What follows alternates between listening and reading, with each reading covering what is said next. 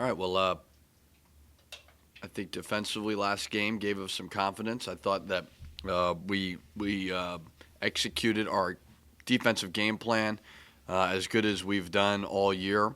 And we even executed our offensive game plan for most of it. We talked a lot about getting to the foul line. We just didn't make the free throws. That hurt us. Thought that loose ball at the end of the game with 2 seconds to go, they called that foul. We had a couple opportunities to get it, didn't do it. So in order to win, I kind of said it before, we've got to pitch a perfect game and as close to a perfect game as we can. We were almost there, didn't do it. But, practice was good. Yesterday, gave them off Sunday. Similar type defensive game plan, I guess, to Indiana because of the way they shoot the ball and a couple of the things that they put you in. So we got to be ready to go, obviously, and just try to bounce back tomorrow versus a very good team.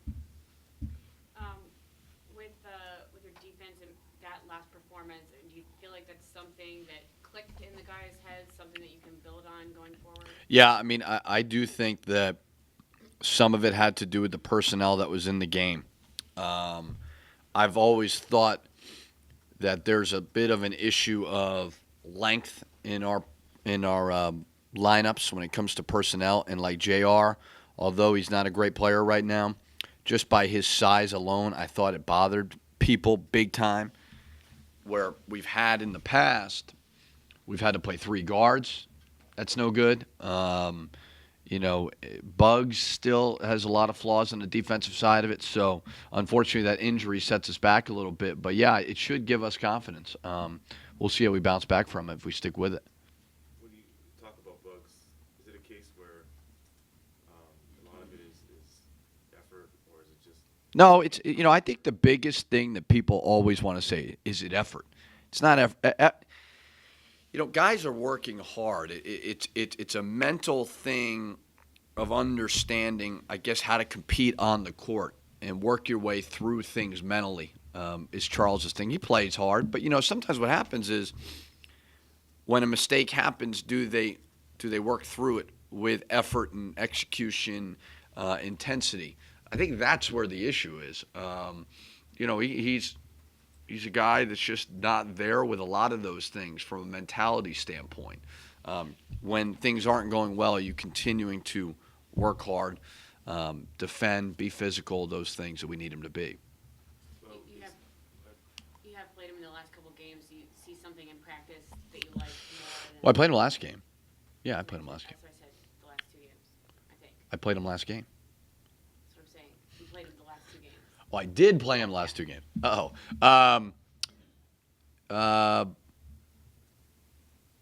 don't know. I think a little bit of his injury to JR kind of forced our hand a little bit. And then what was it, Nebraska? We got in foul trouble a little bit. Jarrell's really a different guy, and I don't do a great job explaining it. And I don't think you guys would do a great job explaining it. He's just got a different mentality, and he recognizes it. But again, I think he's in his own head a lot of the time, and he just thinks too much instead of just reacting and playing. But he has been better in practice, certainly. I think he knows that he's got some tools that could help us, and he's just got to find a way to do it. I mean, we talk and talk and talk till we're blue in the face, but, we got to do it, and that's him and everybody else. So what's your best-case scenario for getting Gilbert back? 3 to 4 weeks. I told him yesterday, I just said, listen, you've worked on your speed, you've worked on your weight, you've gotten quicker, you've worked on your game. And now this is a setback from a basketball standpoint, but it shouldn't stop you from working on your quickness. I think he gets that splint off in 3 weeks, and then we'll kind of work from there. So, yeah, he's going to be out a little bit. And, he's just got to work on other things, work on his right hand, doing those things as well. Is it going to be almost unavoidable again to play Jordan at some 3? So, yeah, I mean, I think we got to have all options open. I think that I've always said one of our biggest issues from a defensive standpoint is our length. And when you look at our 2 spot, you've got Dupree is pretty decent. Is a pretty decent defender, but he's weak. Carlos is not a good defender, and he's weak. So you're putting some issues, defensively where one of our best performances was JR at the 3. So, yeah, I mean, I think Murph is good at the 4 and the 5. I don't think he's good at the 3. But may be forced to do that if our 5 spot is not producing.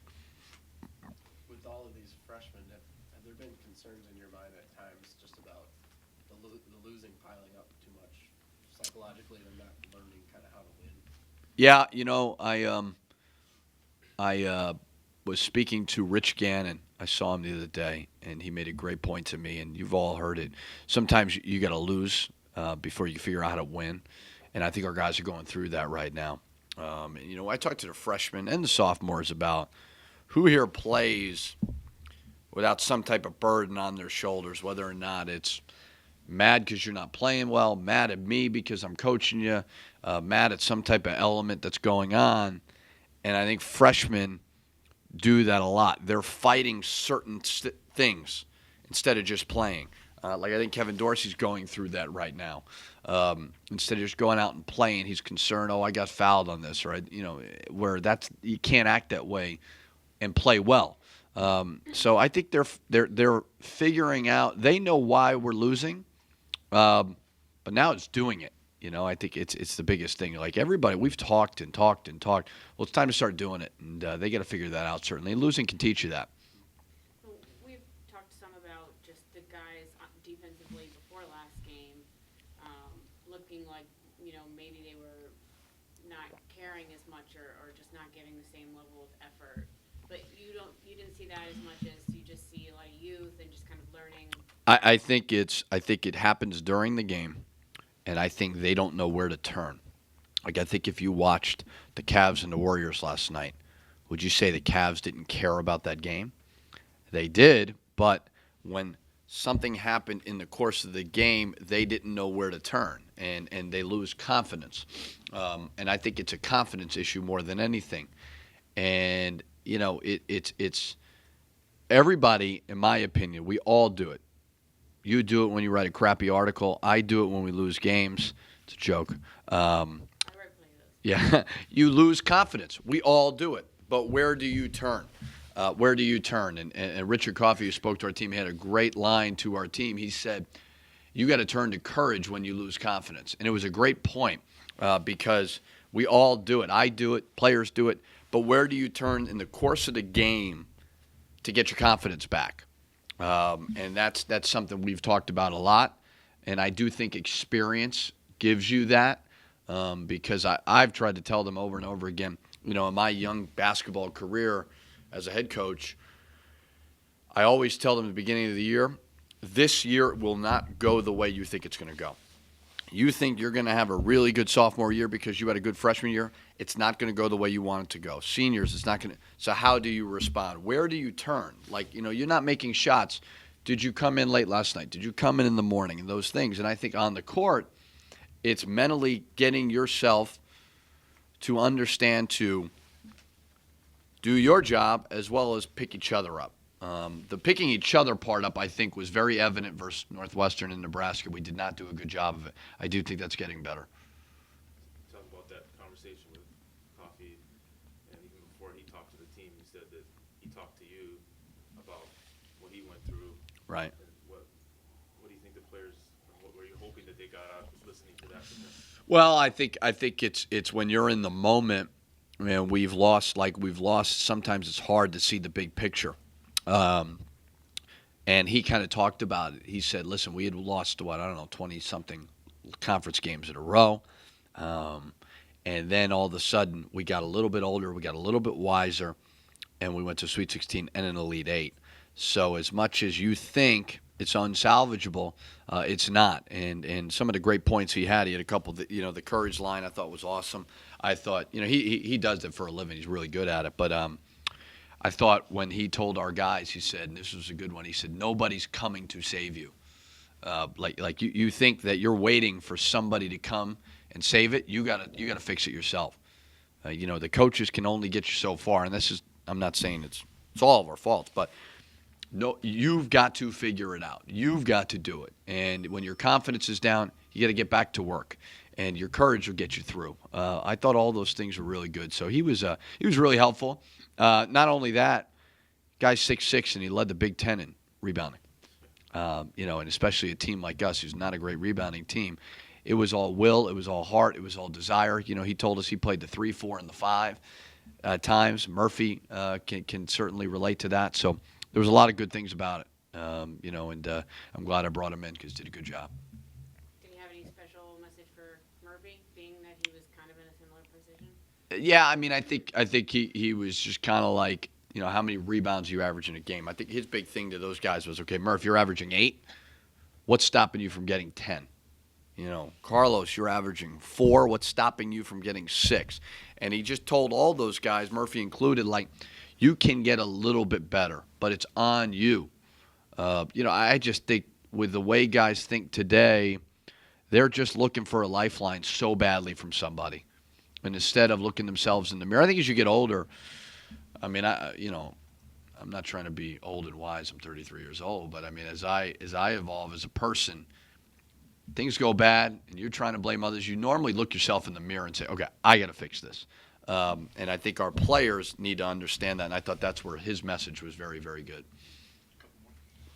And you played mostly man-to-man last game. All man.